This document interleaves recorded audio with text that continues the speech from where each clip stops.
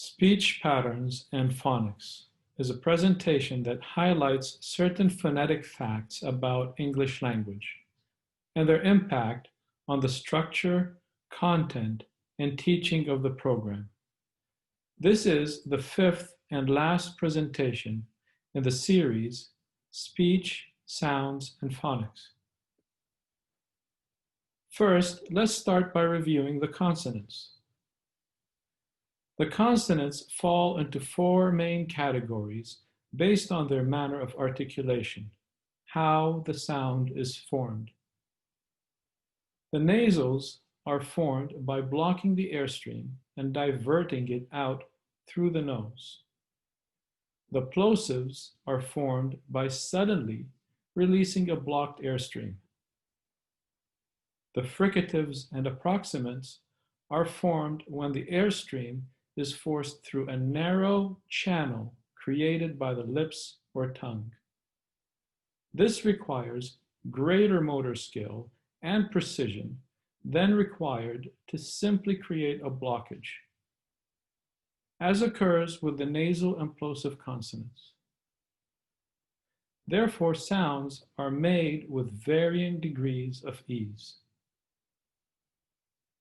Since not all sounds are equal, then there must be an order in which children learn to say and master the sounds of speech. This slide leads us to the first pattern in speech to be explored. The table graphically represents the ease with which each consonant is formed and mastered. Speech in children begins at about the age of 1.5, and it typically begins with the nasals and plosives. This is because these sounds tend to be easier to say and to master at a younger age than others. They require less precision in positioning the lips or tongue. On the other hand, the fricative consonants are more challenging. They require far greater precision to create the narrow channels through which air must pass. This pattern is used to determine the order and sequence in which sounds are introduced in the program. The nasal implosive consonants are shown in color on the slide. They are introduced first. The majority of these sounds should have already been mastered by the 4-year-olds starting the program. These are followed by a gradual introduction of the fricative and approximate consonants, also identified in color as they occur throughout the units of the program. The 4 consonant blends are left till the end and are introduced in the last 3 units. Unit 4 introduces the qu as made by the letters Q and U, and the ks is made by the letter X. Unit 5 introduces the ch blend, and the last unit presents the j as made by the letter J. This section explores some interesting patterns that occur in speech. Nasal implosive consonants fall into 3 color groups based on their place of articulation: pink, yellow, and blue. The sounds in each color group naturally follow each other. In single-syllable words, the pattern is such that the plosive consonant will tend to follow the nasal consonant of the same color group.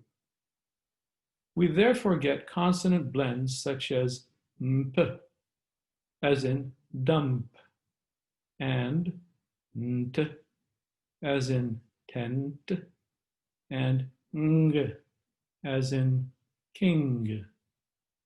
It is very unlikely to have other combinations of these consonants forming blends.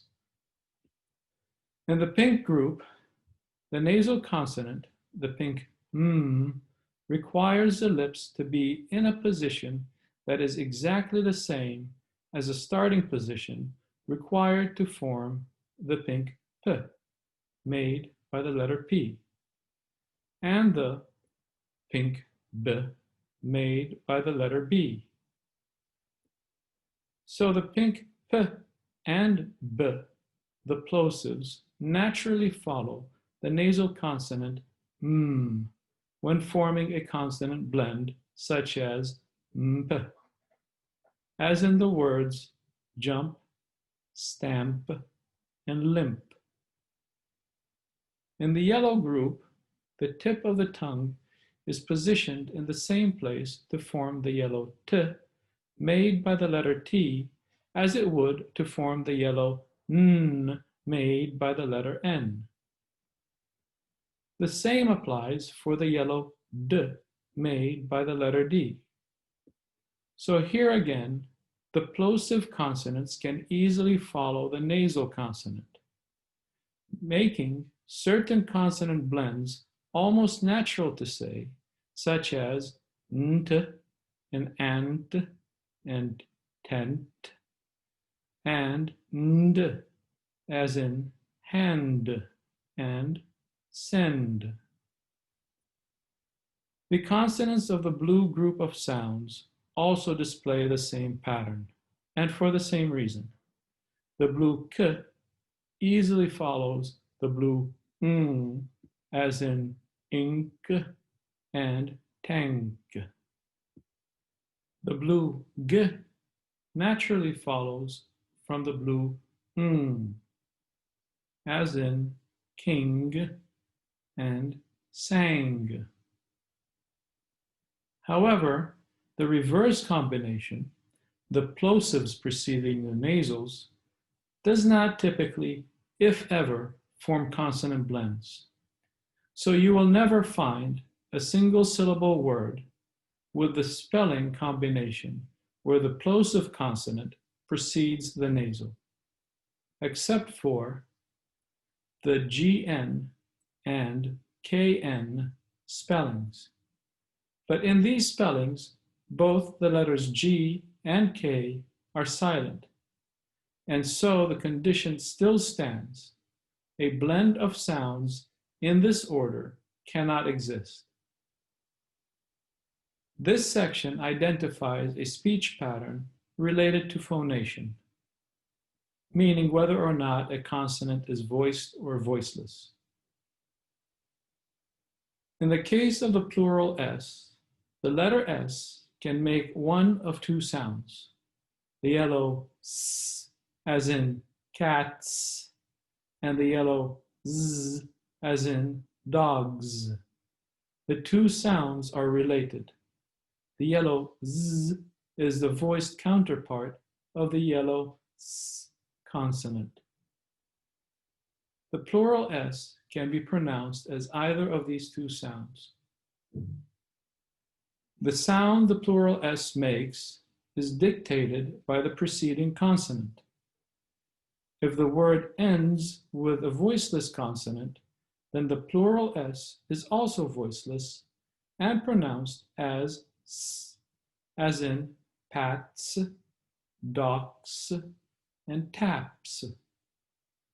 On the other hand, if the word ends with a voiced consonant, then the plural S is also voiced and pronounced as Z, as in pads, dogs, and tabs.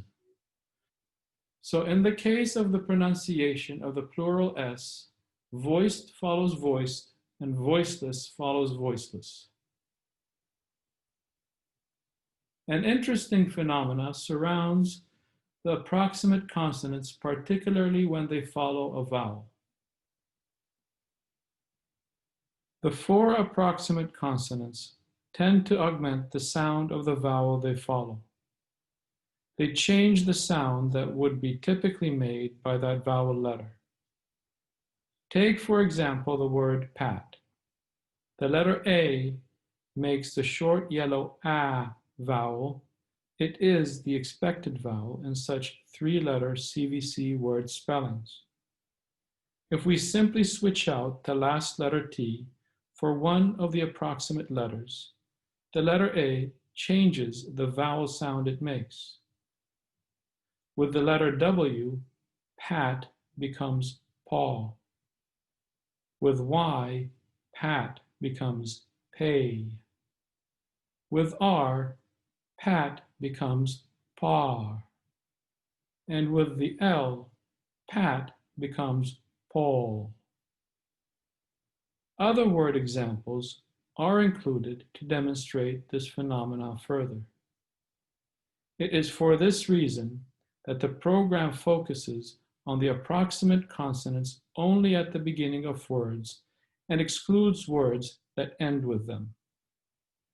The only exception is the double L spelling, specifically when it follows the vowel letters I and E, as in the words till and bell.